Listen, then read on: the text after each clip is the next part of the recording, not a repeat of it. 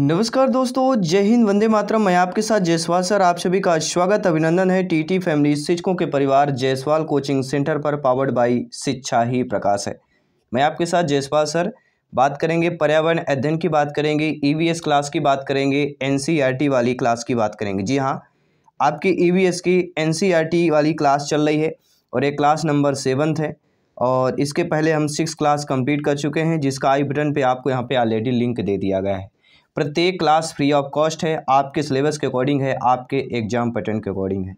अगर आपका सपना ईबीएस पर्यावरण में 25+ का स्कोर प्राप्त करना है तो प्रत्येक क्लास यहाँ पे इम्पोर्टेंट है। प्रत्येक every day classes, every one classes important है। चलिए शुरुआत करेंगे। इस क्लास में हम 25 महत्वपूर्ण प्रश्न करेंगे और कल के मॉक क्वेश्चन का आंसर भी जानेंगे कि कल के मॉक क्वेश्चन का आंसर क्या है। प्रत्येक डेली क्लास में हम एक मॉक क्वेश्चन भी आप लोगों के लिए देते हैं। तो चलिए कल के मॉक क्वेश्चन और आज के पहले प्रश्न की बात कर रहे हैं। जी हाँ, जो पिछला मॉक क्वेश्चन होता है आने वाली क्लासेज का प्रथम प्रश्न होता है। पहला प्रश्न है, निम्नलिखित में से कौन सी रेखा भारत के लगभग आधे हिस्से से होकर गुजरती है। आधा हिस्सा सभी को पता होगा। देखिए, भारत का नक्शा सभी से बनना चाहिए। जी हाँ, भारत का जो नक्शा है वो लगभग सभी से बनना चाहिए। ये ऐसे है, लगभग कुछ आएगा। तो कर्क रेखा कहाँ से गुजरती है? आपके गुजरात से होकर। ठीक है, ये हमारी है।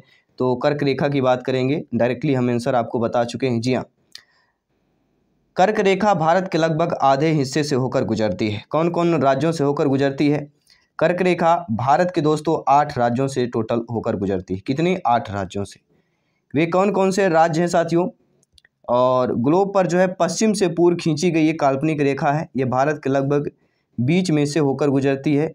जो कर्क रेखा 8 राज्य, जिसमें पहले गुजरात आता है क्योंकि ये पश्चिम से पूर्व है। पश्चिम में कौन है? गुजरात है। और पूर्व में आपका मिजोरम, त्रिपुरा की बात करेंगे। गुजरात, राजस्थान, मध्य प्रदेश से लेकर छत्तीसगढ़, झारखंड, पश्चिम बंगाल से लेकर त्रिपुरा, मिजोरम से होकर गुजरती है। ये 8 राज्य हैं जिस पर कर्क रेखा गुजरती है। ये 8 राज्यों का नाम या अपने माइंड पर स्टोर कर लीजिएगा, क्योंकि आगामी यह आपके संभावित प्रश्न हो सकता है। उत्तरी गोलार्ध में सबसे छोटा दिन कौन सा होता है? 22 नवंबर, 22 दिसंबर, 22 मार्च, 22 जून। सभी कमेंट कीजिएगा। जी हाँ, सभी मित्रों को जय हिंद, वंदे मातरम, इंकलाब जिंदाबाद।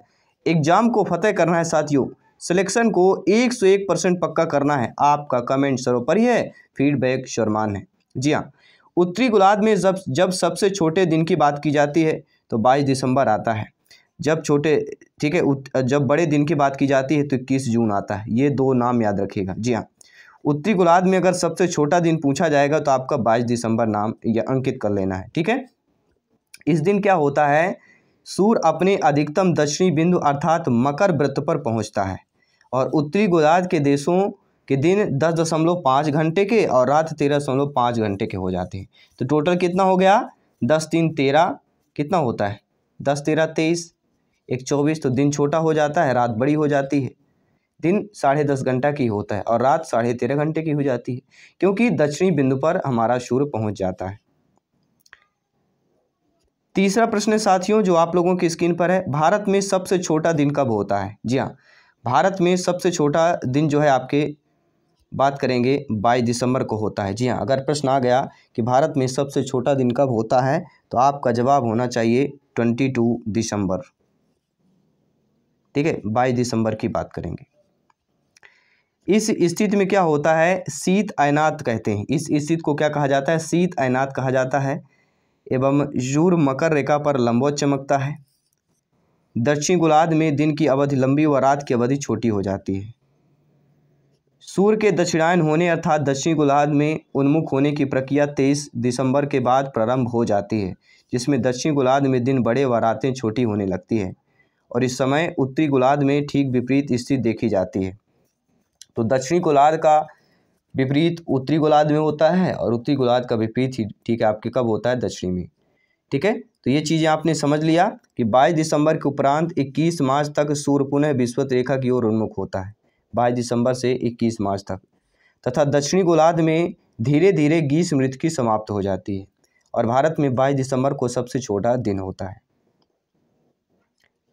अगला प्रश्न है, उत्तरी गोलार्ध का सबसे लंबा दिन कौन सा होता है? जी हाँ, उत्तरी गोलार्ध का सबसे लंबा दिन 21 मार्च, 22 सितंबर, 21 जून या 21 अप्रैल होता है। सभी कमेंट कीजिएगा। 21 का पहाड़ा पढ़ लेना है और मंथ महीना को सही कर लेना है, सटीक आंसर जान लेना है। जी हाँ, जब भी सबसे लंबे दिन की बात की जाती जून, सबसे गर्मी भयावह है। कहते ना जून की गर्मी जिसने सह ली, तपन जिसने सह ली, वो बारिश का जो तपन होता है वो सह लेगा, जुलाई का तपन सह लेगा। जून की बहुत बड़ी गर्मी मार होती है। सबसे लंबा दिन जून की बात करेंगे, याद रखिएगा। जी हाँ, 22 दिसंबर को दक्षिणी गोलार्ध में सबसे बड़ा दिन होता है। दक्षिणी गोलार्ध में कब बड़ा होता है? 22 दिसंबर को। और उत्तरी गोलार्ध में कब होता है? सभी लोग बताइएगा। 21 जून को। ठीक है, तो उत्तरी गोलार्ध में सबसे बड़ा दिन 21 जून को होता है और दक्षिणी गोलार्ध में 22 दिसंबर को होता है। ये ध्यान रखिएगा, दोनों अपोजिट हैं। तो उत्तरी और दक्षिणी दो में आपको कन्फ्यूजन बिल्कुल नहीं होना है। ठीक है, चलिए अगला प्रश्न है, उत्तरी गोलार्ध में वर्ष का सबसे लंबा दिन। अब उत्तरी गोलार्ध में पूछा जा रहा है वर्ष का सबसे लंबा दिन, तो उत्तरी गोलार्ध में वर्ष का सबसे लंबा दिन 21 जून को होता है और 22 दिसंबर को मकर रेखा पर लंबवत चमकता है। ठीक है, अतः सूर्य की किरणें अधिक समय तक पृथ्वी पर अपनी किरणों का प्रसार करती हैं, जिसके कारण 21 जून को उत्तरी गोलार्ध में और 22 दिसंबर को दक्षिणी गोलार्ध में सबसे बड़ा दिन होता है। तो सबसे बड़ा दिन कब होता है, यहाँ पर आपको कंक्लूजन बता दिया गया है। 21 जून को उत्तरी गोलार्ध में, 22 दिसंबर को दक्षिणी गोलार्ध में सबसे बड़ा दिन होता है। उत्तरी में 21 और पहले उत्तर 21 कर लेना है, इसके बाद दक्षिण पे चले जाना है 22 की तरफ। ठीक है, चलिए अगला प्रश्न, कौन से ग्रह को लाल ग्रह कहा जाता है? पृथ्वी की बात करेंगे, शुक्र की बात करेंगे, शनि की बात करेंगे, इनमें से कोई नहीं, सभी कमेंट कीजिएगा। जी हाँ साथियों, कौन से ग्रह को लाल ग्रह कहा जाता है? सभी परिचित होंगे, हम किसकी बात करेंगे? जी हाँ, मंगल भवने अमंगल हारी, द्रवहु सुदशरथ अजिर बिहारी। जी हाँ, मंगल भवन मंगलहारी, कबहु न बिसरै पूरी सुहारी। ठीक है, मंगल ग्रह को याद कर लीजिएगा। कौन से ग्रह को लाल ग्रह कहा जाता है? मंगल ग्रह को लाल ग्रह कहा जाता है। लेकिन मंगल ग्रह जब आपके ऑप्शन में ही नहीं है, क्योंकि पृथ्वी शुक्र शनि तीनों नहीं है, तो इनमें से कोई नहीं, फोर्थ ऑप्शन को चयन कर लेना है। तो डी ऑप्शन आपको यहाँ पे सही कर लेना है। ठीक है, देखिए मंगल ग्रह की मिट्टी में उपस्थित जो फेरिक ऑक्साइड में से इसका रंग लाल होता है। इसका रंग किसके कारण लाल होता है? फेरिक ऑक्साइड के उपस्थित के कारण, और इसी कारण मंगल ग्रह को लाल ग्रह कहा जाता है। मंगल पर सबसे ऊंचा पर्वत निक्स ओलंपिया है। अगर प्रश्न आ गया कि मंगल पर सबसे ऊंचा पर्वत कौन सा है, तो निक्स ओलंपिया है, जो माउंट एवरेस्ट से 3 गुना बड़ा है। जी हाँ, अगर ब्रह्मांड में आता है सबसे बड़ा ऊंचा पर्वत कहाँ पर है, तो वह मंगल ग्रह पर है, जिसका नाम है निक्स ओलंपिया, जो कि माउंट एवरेस्ट का 3 गुना बड़ा है, सोच सकते हैं। और मंगल ग्रह के पास केवल 2 उपग्रह हैं। कौन कौन से उपग्रह हैं? एक फोबोस है और एक डीमोस है। चलिए बात करेंगे अगले प्रश्न की। साथियों, हिंद महासागर की सबसे गहरी खाई कौन सी है? जी हाँ, जावा की खाई, एलेंटियन खाई, अटाकामा की खाई या तिजाड़ खाई की बात करेंगे। जी हाँ, हिंद महासागर की सबसे गहरी खाई जो कहलाती साथियों, वह कहलाती है जावा की खाई। ठीक है, इसे किस नाम से जाना जाता है, सभी लोग बताइएगा। जावा की खाई को सुंडा के नाम से जाना जाता है। जी हाँ, सुंडा, अब सुंडा के नाम से जाना जाता है। पहले इसे जावा की खाई, अब सुंडा के नाम से जाना जाता है। सुंडा या जावा गर्त हिंद महासागर की सबसे गहरी खाई है। गर्त या खाई महासागरी नितल के काफ़ी नीचे मिलती है। इनकी स्थिति सर्वत्र एक जैसी न होकर अलग अलग मिलती है। इनकी उत्पत्ति विवर्तनिक क्रियाओं के फलस्वरूप होती है। सुंडा गर्त की गहराई 77-25 मीटर है, 7,725 किलोमीटर है, जो कि हिंद महासागर का सबसे गहरा बिंदु, और जावा गर्त हिंद महासागर के पूर्व में अवस्थित है। ठीक है, आई होप आप समझ गए होंगे। आइए बात करेंगे 8वें प्रश्न की, जो कि वीवीआईपी प्रश्न है। जी हाँ, 8वां प्रश्न आपका वीवीआईपी प्रश्न है, और इस प्रश्न को वीवीआईपी कैटेगरी पर क्यों रखे हैं, आइए बात करेंगे पहले प्रश्न की, फिर बाद में बात करते हैं। साथियों, इनमें से कौन सा कायंत्री शैल का उदाहरण है? काफ़ी बार पूछा गया है, रिपीटेड प्रश्न है, संभावित प्रश्न है। बलुआ पत्थर, ग्रेनाइट, संगमरमर या चूना पत्थर की बात करेंगे। जी हाँ, यहाँ पे बात की जा रही है आपके कायंत्री शैल की बात की जा रही है।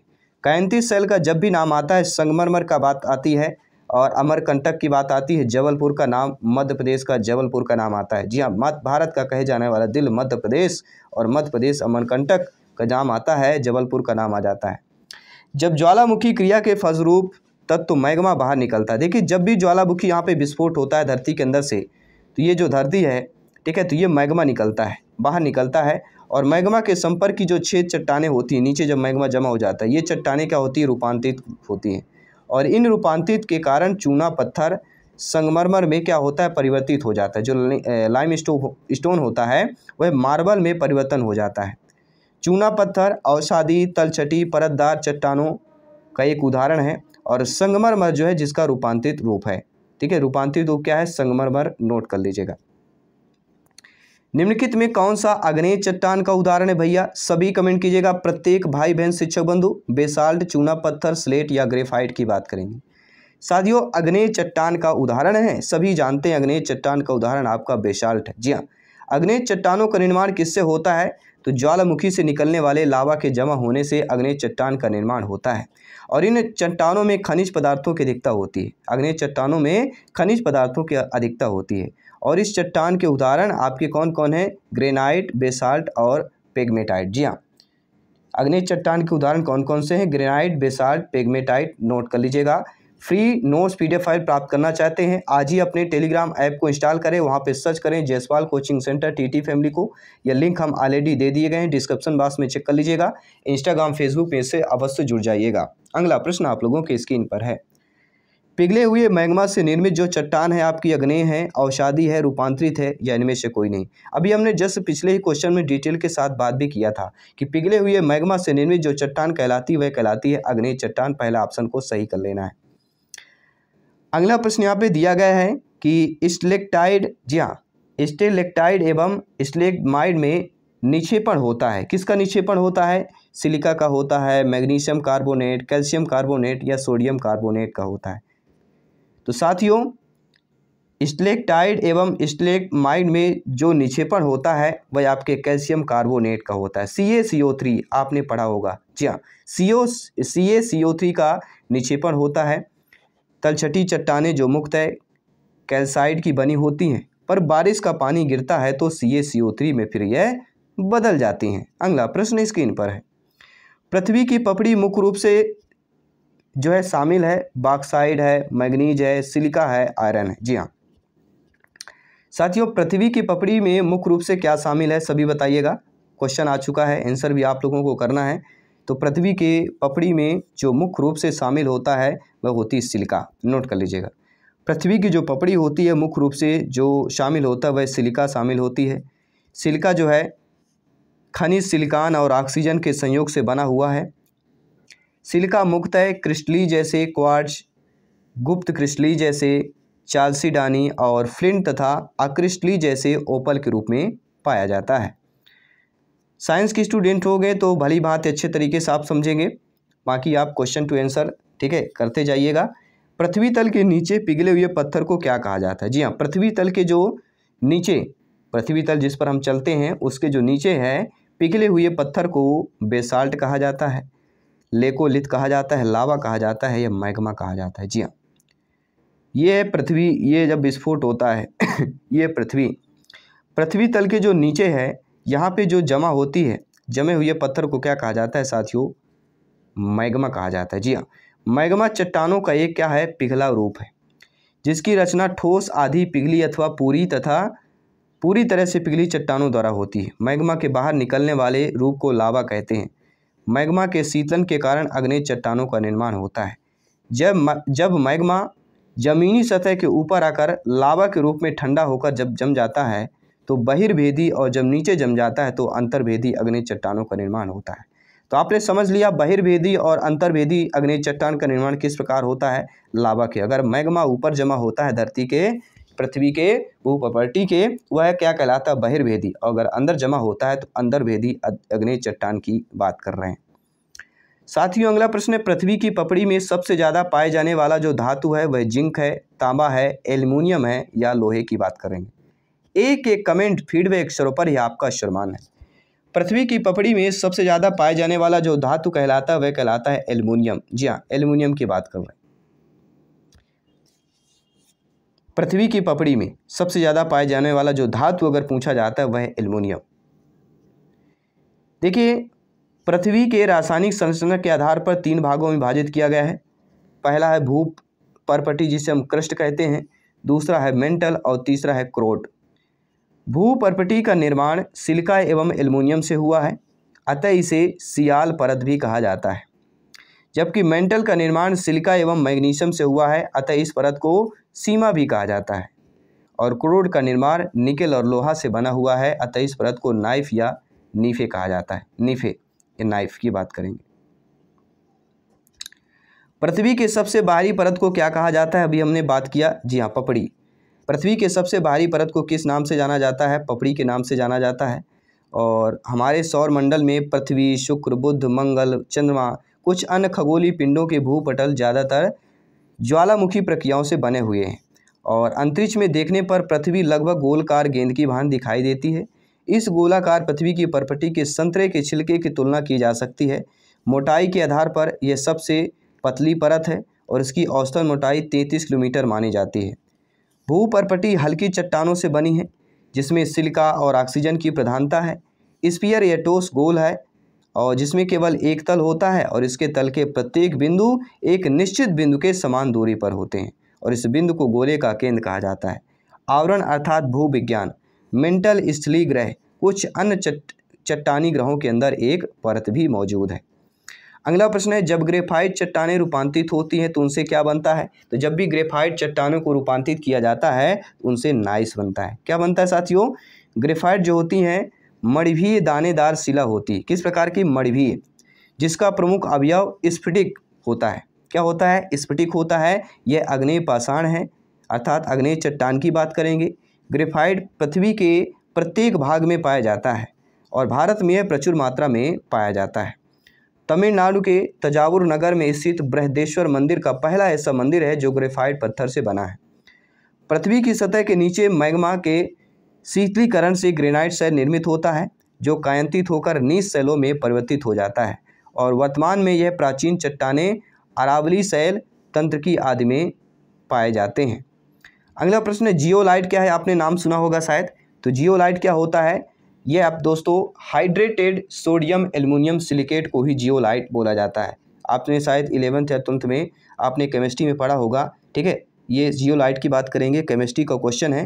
आपके हाइड्रेटेड सोडियम एल्युमिनियम सिलिकेट की बात करेंगे। अगला प्रश्न है साथियों, प्रश्न है कि संगमरमर की एक कायांतित चट्टान कौन सी है? सैंडस्टोन है, चूने का पत्थर है, ग्रेनाइट है या मिट्टी की बात करेंगे। जी हाँ, एक कमेंट फीडबैक सर्वोपरि है। जयसवाल सर आप सभी का अभिनंदन, स्वागत करते हैं। साथियों, संगमरमर की एक कायांतित चट्टान है, वह आपकी चूने का पत्थर है। जी हाँ, संगमरमर जो है चूने के पत्थर की एक कायांतित चट्टान की बात करेंगे। अगला प्रश्न स्क्रीन पर है, निम्नलिखित में से कौन सा आग्नेय शैल नहीं है? तो आप सभी परिचित हैं, ग्रेनाइट, बेसाल्ट, गैब्रो, ये तीनों आपके आग्नेय शैल हैं, आग्नेय चट्टान है। लेकिन डोलोमाइट आपका आग्नेय चट्टान नहीं है। क्यों नहीं है? क्योंकि डोलोमाइट आग्नेय नहीं है, बल्कि यह अवसादी कहलाता है। अवसादी शैल का उदाहरण आपका डोलोमाइट है। देखिए, चट्टानें चूर्ण के अवसाद के रूप में जमा होकर परतों में बदल जाने का फलस्वरूप अवसादी शैल का निर्माण होता है। अधिकतम जीवाश्म एवं खनिज तेल से इसी प्रकार के शैलों में पाए जाते हैं। ग्रेनाइट, बेसाल्ट, गैब्रो ये आग्नेय शैलें हैं तीनों। और आपका अवसादी कौन सा है? डोलोमाइट, यह अवसादी शैल का उदाहरण है। ग्रेनाइट किस प्रकार की शैल है? अभी हमने ही बात किया, ग्रेनाइट आपके आग्नेय शैल है। सी ऑप्शन को सही कर लीजिएगा। अगला प्रश्न है साथियों, मैग्मा के ठंडे होकर घनीभूत हो जाने पर किस प्रकार की शैल का निर्माण होता है? कायांतरित, अवसादी, आग्नेय या हेलाइट की बात करेंगे। देखिए, जब भी नीचे से विस्फोट होता है, मैग्मा जब बाहर निकलता है, ठीक है, ये धरती के अंदर है, धरती के अंदर जब मैग्मा ये बाहर निकलता है तो जब ठंडा होकर घनीभूत हो जाता है तो किस शैल का निर्माण करता है? सभी परिचित होंगे, आग्नेय शैल का निर्माण करता है। जी हाँ, पृथ्वी के क्रस्ट में मिलने वाले सभी प्रकार के मुलायम और कठोर पदार्थ चट्टान कहे जाते हैं। इनका निर्माण विभिन्न प्रकार के खनिजों के सम्मिश्रण से हुआ है, अर्थात मिलने से हुआ है। आग्नेय चट्टानों का निर्माण क्रस्ट के नीचे उपस्थित तप्त एवं तरल मैग्मा के ठंडा होने से हुआ है। और आग्नेय चट्टान रवेदार होती है। किस प्रकार की होती है? रवेदार होती है। इसे प्राथमिक चट्टान कहा जाता है। तो प्राथमिक चट्टान किसको कहा जाता है? आग्नेय चट्टान को। जी हाँ, आग्नेय चट्टान को प्राथमिक चट्टान कहा जाता है। अवसादी व रूपांतरित चट्टान इसी से आपके निर्मित भी होते हैं। इनमें से कौन सा अवसादी शैल है? देखिए, नाइट, स्लेट, संगमरमर, ये आपके अवसादी नहीं है, ये आग्नेय है। लेकिन जो शैल है ये अवसादी है कहलाएगा, शैल। जी हाँ, पृथ्वी तल पर आग्नेय व रूपांतरित चट्टानों के अपरदन व निक्षेपण से अवसादी चट्टानें निर्मित होती हैं और इन पुनर्निर्मित चट्टानों में परतों का विकास होने के कारण इन्हें परतदार चट्टान भी कहते हैं और इनके निर्माण के जैविक अवशेषों का भी योगदान होता है और संपूर्ण भू प्रॉपर्टी के 75% भाग पर अवसादी चट्टानों में शैल, चूना पत्थर व कांग्लोमरेट आदि आते हैं। जी हाँ, सभी नोट कीजिएगा।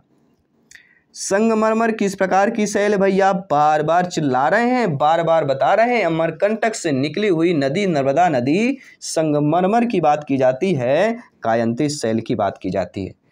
संगमरमर आपका किस प्रकार का शैल है? तो ये कायांत्रित शैल कहलाता है। कायांत्रित शैल का निर्माण किससे होता है? उच्च तापमान, दबाव अथवा दोनों के प्रभाव से, ऊंचे एवं ताप की वाष्प व जल से रासायनिक क्रिया से आग्नेय व अवसादी शैलों के मूल रूप में परिवर्तन हो जाता है और इसी परिवर्तन को कायांत्रिक शैल कहा जाता है। ठीक है, इन्हीं परिवर्तनों के फलस्वरूप बनी चट्टानें कायांत्रित चट्टानें कहलाती हैं और इनमें जीवाश्मों का अभाव होता है। कायांत्रित चट्टानों में किसका अभाव होता है? जीवाश्मों का अभाव होता है। इन चट्टानों में कठोरता एवं दृढ़ता भी सर्वाधिक होती है। इन शैलों में संगमरमर, अभ्रक, हीरा, क्वार्टजाइट आदि पाए जाते हैं, जबकि आग्नेय शैलों के उदाहरण ग्रेनाइट, बेसाल्ट, पेगमेटाइट, डायोराइट, गैब्रो या पिच स्टोन है। ठीक है, आई होप समझ चुके होंगे। बात करेंगे 2-3 प्रश्न और कंप्लीट करते हैं, इस क्लास को कंप्लीट करते हैं।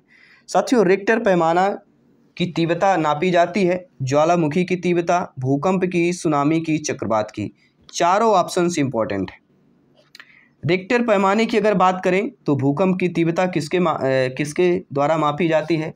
रिक्टर पैमाना के द्वारा मापी जाती है और रिक्टर पैमाने में 0 से लेकर 9 तक अंक जो है अंकित होते हैं और प्रत्येक बढ़ता हुआ अंक पिछले अंक से 10 गुना अधिक तीव्रता का होता है।